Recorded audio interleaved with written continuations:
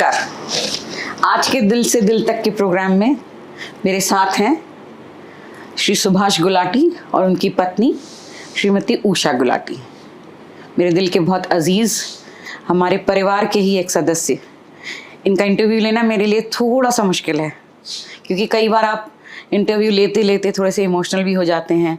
आप उनके साथ क्योंकि इमोशनली अटैच्ड होते हैं तो आप के लिए थोड़ा सा असहज होता है। मैं अपने आप को बिल्कुल सहज करने की कोशिश में रहूंगी। और मेरा पहला सवाल सुभाष जी आपसे होगा कि चरणजीत सिंह लाल गुलाटी के सुपुत्र चरणजीत लाल गुलाटी, जो कि चंद्रपुरा के बोकारो में रहते थे, उस किराने की दुकान पे बैठने वाले सुभाष गुलाटी, आज 200 करोड़ कंपनी चलाने वाले सुभाष गुलाटी, ये सफर कैसा रहा? ये सफर देखिए, हमें तो पता नहीं चला कैसे हम यहाँ पहुँच गए, बट हमने तो स्टार्ट किया था और उस समय काफ़ी हम लोग संघर्ष में थे। और ये हमारे फादर का बिजनेस था, किराने की दुकान थी चंद्रपुरा, जो बोकारो डिस्ट्रिक्ट में है। और उस दुकान में मैं बैठता था। तो 75 में मैं इस दुकान में आफ्टर मैरिज वहाँ मैं बैठने लगा और फादर छोड़ दिए थे उस बिज़नेस को। उसके बाद वो बिज़नेस काफ़ी टफ रहता था। मतलब हम लोग सुबह 7 बजे 7:30 बजे शॉप खोलते थे, रात को 11 बजे बंद करते थे। 15 दिन तो हम रात को 11 बजे बंद करते थे और 15 दिन रात को 1:30 से 2 बजे बंद करते थे और फिर रात को घर जाते थे। और इसमें सबसे बड़ा सपोर्ट हमारी श्रीमती जी का रहा, जो रात को 2 बजे जाने पर भी हमें गर्म रोटी बना के खिलाती थी, गरम गरम करके। तो इनका बहुत बड़ा सपोर्ट रहा हमारे लाइफ को यहाँ पर लाने के लिए। और उसके बाद उसमें मैं जब रहा तो मैं फील करता था कि मेरी जो पर्सनल लाइफ बिल्कुल नहीं होती थी। सुबह से लेकर रात तक दिन भर लगे रहो बिजनेस में, और मैं दोस्तों के साथ बैठना या जाना नहीं कर पाता था। मैं बड़ा परेशान रहता था कि इस बिजनेस से मेरे को निकलना है। तो फिर मैं काफ़ी लगा रहता था, तो मैं ट्राई करते रहता था। उसमें ऐसी स्थिति भी नहीं थी कि मैं दूसरे बिजनेस में जाऊँ। अर्निंग इतनी होती थी कि मतलब किसी तरह से फैमिली चलती थी हमारी। शादी होने के बाद धीरे धीरे बिजनेस हमारा बढ़ने लग गया। फिर 75 में मैरिज हुई। मैं इसमें थोड़ा सा इंटरप्ट करूंगी। राउरकेला की आप और पढ़ने वाली, कॉलेज में पढ़ने वाली उषा, जिसका कि मेडन सरनेम आपका सूरी नहीं दुआ, उषा दुआ। जब उषा गुलाटी बन के यहाँ पर आई तो कैसा था वो समय? आपको कभी लगा था कि इतना बिजी होंगे और या इस इतने बिजी परिवार में आप आएंगी? हर लड़की कुछ सपने लेके आती है शादी के बाद, और आप भी खैर बिजनेस परिवार से ही थी, पर कैसा था वो अनुभव? नमस्ते। मेरा ऐसा सोचा नहीं था कितना टफ होगा, लेकिन मैंने बहुत इजी निकाला। मतलब टफ तो बहुत था, बहुत बड़ी फैमिली थी, छोटी जगह थी, सब कुछ था, लेकिन आप भी बहुत छोटी सी थी।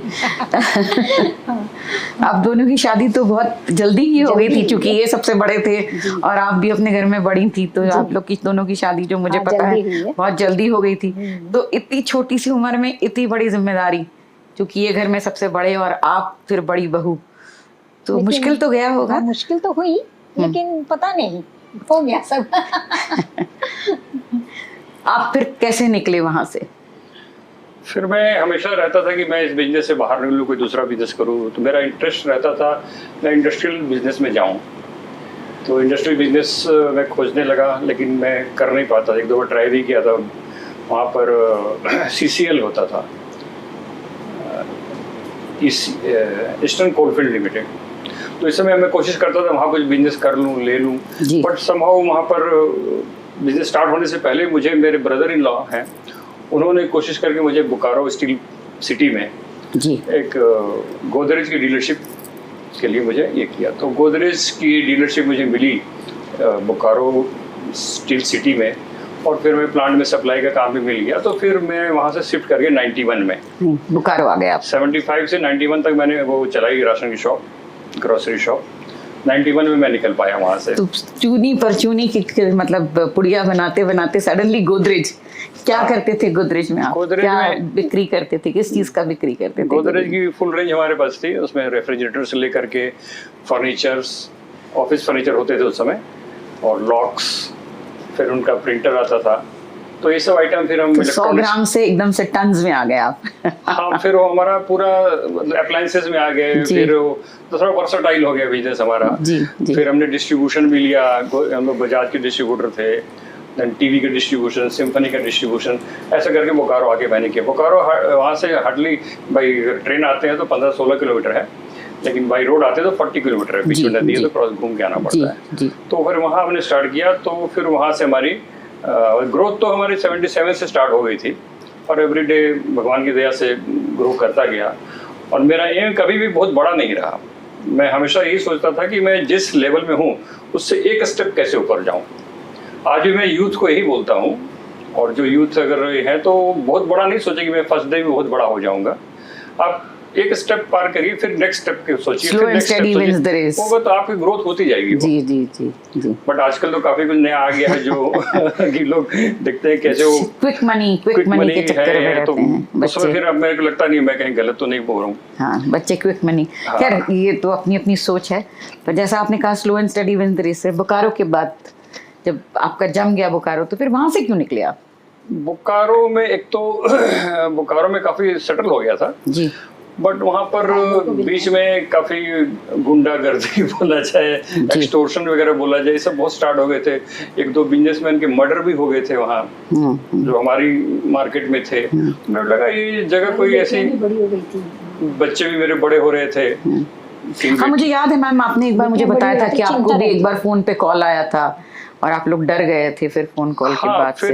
हालांकि मैं मतलब इस चीज को अच्छा नहीं लगता था मेरे को, और मैं वहां से बोला मैं नहीं रह पाऊंगा। मेरे ब्रदर लोग को बोला, मेरे ब्रदर बोले नहीं नहीं पापा, भैया क्या करेंगे, तो थोड़ा संभाल लेके करेंगे ऐसा। लेकिन मैं मतलब मेरे को बहुत अपसेट लगता था, तो मैं वहां से छोड़ के 6 महीने बाद ही मैं छोड़ के बिहार से नाता तोड़ लिया आपने। तोड़ दिया। रायपुर से बिजनेस रहा था मेरा, रायपुर आ गया मैं, भिलाई नहीं, रायपुर आया पहले मैं। तब तक आपने अपने भाइयों को सेटल कर दिया था? हाँ, फिर वो बिजनेस भाई लोग को देके आ गया मैं जी। उन लोगों ने वो बिजनेस भी संभाला जी। तो बिजनेस चल ही रहा था, चल रहा, अभी भी चल रहा है जी, वो कर रहे हैं वहाँ। बट मैं वहाँ आगे तो मेरे लिए यहाँ आना, फिर आकर के मैं फिर वहाँ जो बिजनेस प्लांट में करता था सेम डीलरशिप मुझे यहाँ भी मिल गई। और एडोर वेल्डिंग, एडोर फॉन्टेक करके हैं कंपनी, वेल्डिंग रॉड्स की हैं, पंप्स की हैं जी। तो मैं अभी भी कर रहा हूँ मैं, तो उनका काम मैंने स्टार्ट किया। फिर वो मेरा अच्छा ही यहाँ पर हमारी ग्रोथ हुई उसमें भी। उसके बाद 2007 में मेरा बेटा आ गया इंजीनियरिंग करके, तो साथ में हमारा आ गया। तो फिर उसमें मैंने अपने जो ट्रेडिंग बिजनेस में डालना चाहा, लेकिन उसको उसमें इंटरेस्ट नहीं आ रहा था। तो वो बोला पापा मेरे को इसमें इंटरेस्ट नहीं आ रहा है, तो मैं क्या चाहते हो तुम? तो मैं तो उसको बोला तुम सर्विस करना चाहते कर लो या यूएस वगैरह चले जाओ। तो बोला नहीं मैं तो फॉरेन में रहूँगा नहीं, मैं रहना ही नहीं मुझे फॉरेन, मैं तो रहूँगा इंडिया में और मैं करूँगा बिजनेस ही। तो ठीक है। तो फिर वो बिजनेस पसंद नहीं आया, तो क्या चाहते करो, मेरे कोई फैक्ट्री लगा दीजिए कोई। तो फैक्ट्री का मेरे कोई आइडिया तो नहीं था। इज्जत से फैक्ट्री लगी, हाँ ऐसा कहना चाहिए। हाँ जी। तो उसका मन में ये था। तो फिर हालांकि उसके आने से पहले मैंने एक प्लॉट खरीद लिया था छोटा सा फैक्ट्री का। मेरे भी मन में इच्छा रहती थी कोई फैक्ट्री लगाऊं, कुछ इंडस्ट्री लगाऊं, लेकिन मैं नहीं कर पाता था, तो ट्रेडिंग में बिजी रहता, नहीं कर रहा। उसके आने के बाद फिर उसका भी इच्छा हुई, तो फिर हमने इंडस्ट्री में गए। फिर हम Shivam Hitech Steels Private Limited से कंपनी बनाई हमने जी। फिर उसमें हमने फैब्रिकेशन का काम लिया, फिर एक फैक्ट्री ली, सेकंड दूसरी ली, फिर एक और ले ली, फिर वैसा बिजनेस बढ़ते चला गया। तो अब ट्रेडिंग से बिल्कुल नाता नहीं है आपका? नहीं है, अभी भी ट्रेडिंग करते हैं। जो हमारी डीलरशिप थी एडोर फॉन्टेक, एडोर वेल्डिंग पंप्स, अभी भी हम भिलाई स्टील प्लांट में करते हैं काम जी, चल रहा होगा। और उसके साथ फैब्रिकेशन का काम, फैब्रिकेशन भी चल रहा था। हालांकि फिर हमने फैब्रिकेशन बंद कर दिया। अभी हम फेरो एलॉय बनाते हैं और कोड वायर बनाते हैं।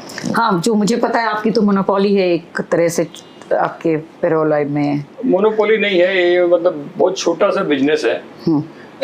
200 करोड़ का नहीं, मतलब हम ऑल इंडिया बेसिस की बात करते हैं। ऑल इंडिया बेसिस में मान लीजिए ये अगर 1000 करोड़ का बिजनेस होगा जी, तो उसमें अगर 15 लोग हैं जी, या 10 लोग हैं, 12 लोग हैं जी, तो उसी में एक दूसरे का छीनते रहते हैं हम लोग, करते रहते हैं। इसलिए वो एक वो नहीं आता है। जब बड़ा कोई बिजनेस होता है जब, तो उसमें कंपटीशन डिफरेंट टाइप की होती है जी, एवरीबॉडी वांट्स कि भाई ठीक है थोड़ा हमको कहीं ना कहीं से कुछ बिजनेस में मार्जिन होनी चाहिए। बट यहाँ क्या है, अगर रोटी एक ही है, सबको दिख रही है, उसी में से सबको काटना है, तो वो थोड़ा एक टफ रहता है। शुरू में 3-4 साल तो हम प्रॉफिट नहीं कर पाए, जी लोगों को टिकने नहीं देना चाहते थे, परेशान करते थे, हर ये करता, बट फिर भी हमने भी हिम्मत नहीं हारी। तो फिर तो भिलाई में देखें और आप बिहार की एक्सटॉर्शन वाला एक पार्ट देखें और भिलाई देखें, तो भिलाई तो उस हिसाब से बहुत शांत शहर है और हाँ कंपटीशन फियर्स हो सकती है। तो आपको क्या लगता है, आपने बिहार छोड़ के अच्छा किया या अब आपको बिहार फिर से ठीक लगने लगा है? नहीं, बिहार तो मेरे को पॉलिटिकली बिहार अब आपको कैसा है? अब वो झारखंड हो गया है। जी जो हाँ, बिहार था वो झारखंड हो गया है। बिल्कुल सही कह रहे हैं। मैं जब 99 में आया तो बिहार था, 2000 में झारखंड हो गया वो। जी। और झारखंड होने के बाद काफी चीजें इम्प्रूव हो गई, जो ये सब जो प्रॉब्लम्स थी वो सब बंद हो गई, जी ऑलमोस्ट बंद हो गई। जी जी। तो वो सब तो प्रॉब्लम नहीं है, बट लेकिन जब मैं भिलाई आया तो मेरे को लगा कि मैं मतलब कोई मेरे से कंपेयर करने बोलता, जब नया नया आया था तो मैं बोलता था कि बोलना नहीं चाहिए लेकिन मैं लगता था ये तो मतलब आकाश और पाताल का डिफरेंस है, स्वर्ग नरक का डिफरेंस है इतने दिग्गज यहाँ बैठे हैं, इतने दिग्गज यहाँ बैठे हैं और माहौल इतना मतलब कि कूल है यहाँ पर। लोग मतलब वहाँ पर जिस तरह से लोगों का होता था कि नहीं आप अगर शाम को 6 बजे सब बच्चे घर में आ जाना चाहिए। जी जी। अगर आपका बेटा या बच्चे स्कूल से 2 बजे घर आ जाते हैं, अगर 2:15 हो गए बच्चे घर नहीं पहुंचे तो मिसेज का फोन आ जाएगा कि देखो ना 2 बजे आना था, 2:15 बज गए हैं अभी तक नहीं आए, पता करो स्कूल में। फिर हम स्कूल फोन लगाते थे या स्कूल चले जाते थे। जी जी। तो मन में एक हमेशा एक आशंका रहती थी कि हर चीज थोड़ा सा ना दरअसल एक सहमा था। आपने कैसे कोप अप किया उस डर के बाद जब आप इधर रायपुर आई या भिलाई आई? अब तो बच्चियां भी बड़ी हो गई थी, जैसा आपने कहा कि आपका मेन उद्देश्य बच्चियों की सेफ्टी थी और उसकी वजह से ही आप लोग रायपुर आए।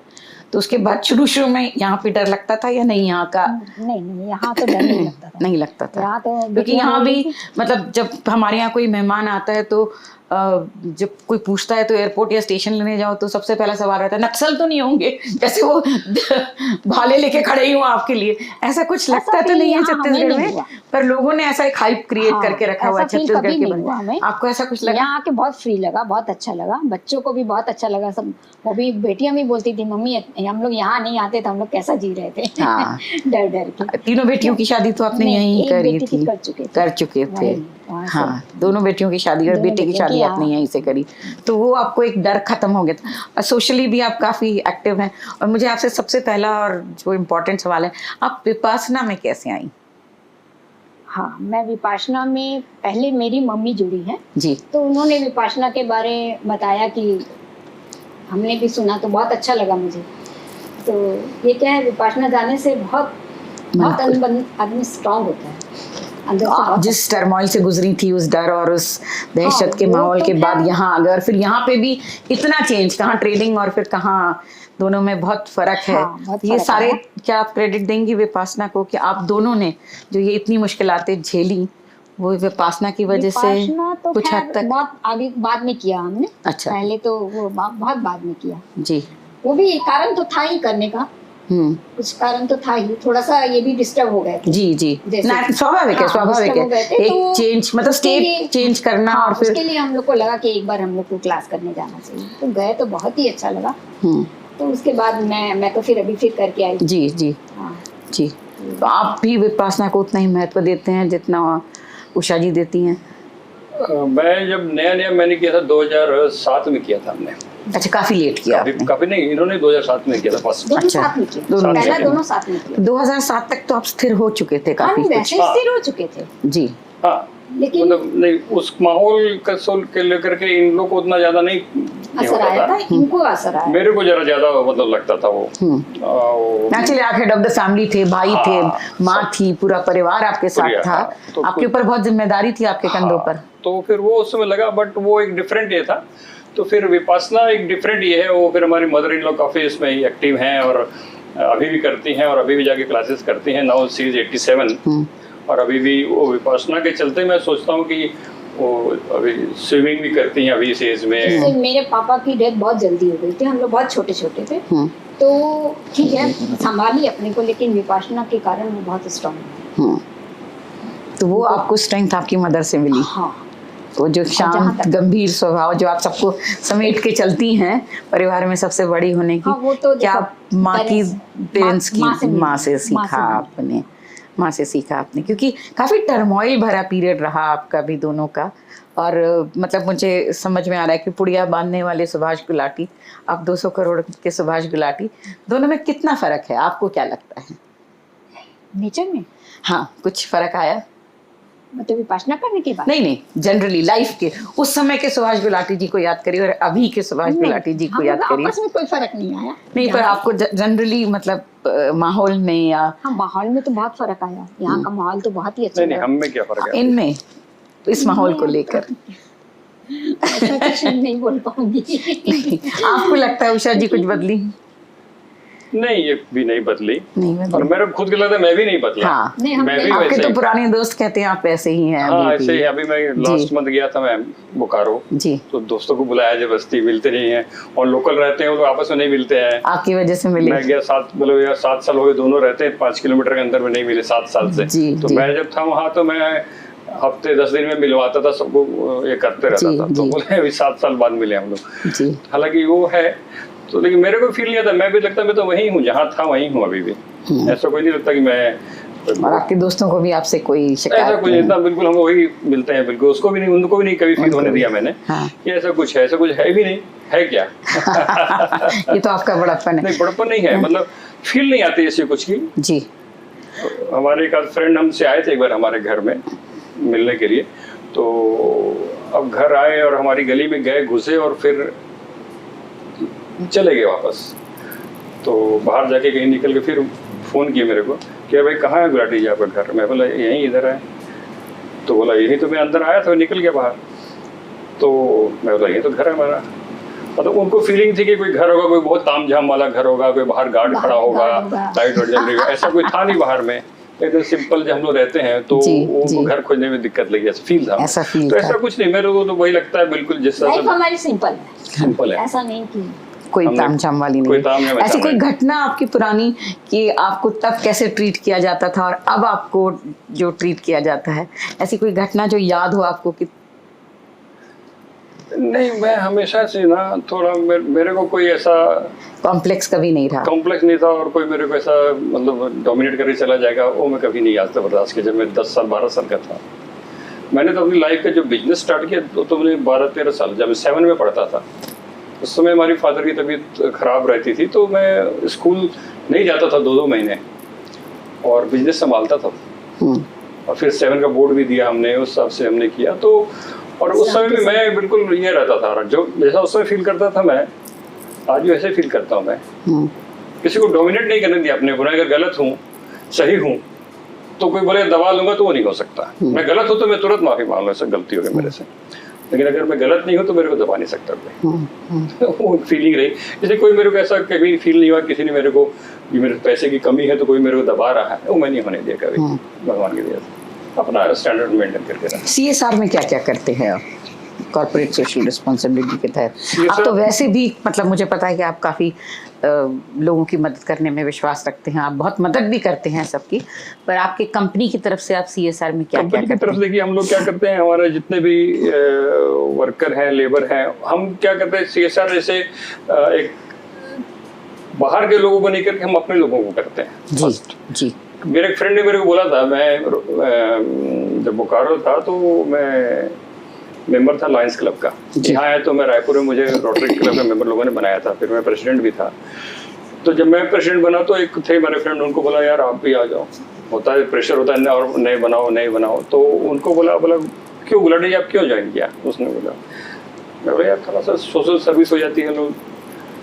तो उसने मैं इतनी अच्छी बात बोली, उस दिन से मेरे लगा कि यार सोशल सर्विस करनी है आपको। उनकी छोटी सी फैक्ट्री उनकी भी है रायपुर में, तो बोले आपके पास जो लोग हैं, जो आपके स्टाफ है, उनकी करो ना।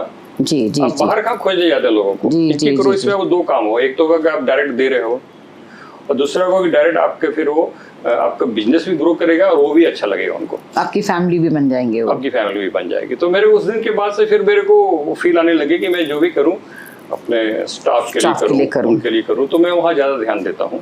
बाहर भी ऐसा कोई होता है तो नहीं, आप पंजाबी समाज में भी एक्टिव हैं, आप बाकी जगह में भी आप काफी एक्टिव। पंजाबी समाज ऐसे में भाई पर्सन तो नहीं हूँ, बट ऐसे कभी कोई जरूरत चंदा वगैरह होता है तो कर देता हूँ ऐसा। जी जी जी। और कोई शौक आपका? शौक है मेरे को, दोस्तों से मिलने का बहुत शौक रहता है। और तो घूमने वगैरह का तो रहता ही है, तो that is a general. But मेरे को लगता है कि दोस्तों के साथ डेली शाम को मिला जाए, गप्पे मारी जाए जी, कॉफी पी जाए, चाय पी जाए, ऐसा कॉफी पी जाए, ऐसे ही है। देखिए डेली तो हम ऐसा नहीं ना कि हम डेली उस तरह का करें, लेकिन हाँ चाय कॉफी मिले, डेली मिले कम से कम, गपशप हो, ऐसा करके वो मेरी फीलिंग रहती है, वो हो नहीं पाता वो। जी। अब हम जैसे हम कहते हैं कि हम 70 के ऊपर जब हो जाते हैं तो हम समेटी करने लगते हैं थोड़ी थोड़ी जिंदगी की। तो सुभाष गुलाटी कैसे याद रखना चाहेंगे लोगों के बीच अपने आप को? लोग कैसे आपको याद करें? क्या चाहेंगे आप जिंदगी में? क्या ऐसा हो कि जिससे लोग आपको याद करें, या कहें सुभाष गुलाटी का नाम है तो क्या आपके लिए एडजेक्टिव्स यूज करें? ऐसा कुछ फीलिंग तो नहीं है मेरे को कि मेरे बाद मेरे को लोग याद करें मेरे को। ऐसा कोई मेरे को मतलब अपनी जो इच्छा नहीं है ऐसी कुछ जी जी, कि मेरा कोई नाम ले, ऐसा करे, ऐसा इच्छा नहीं है।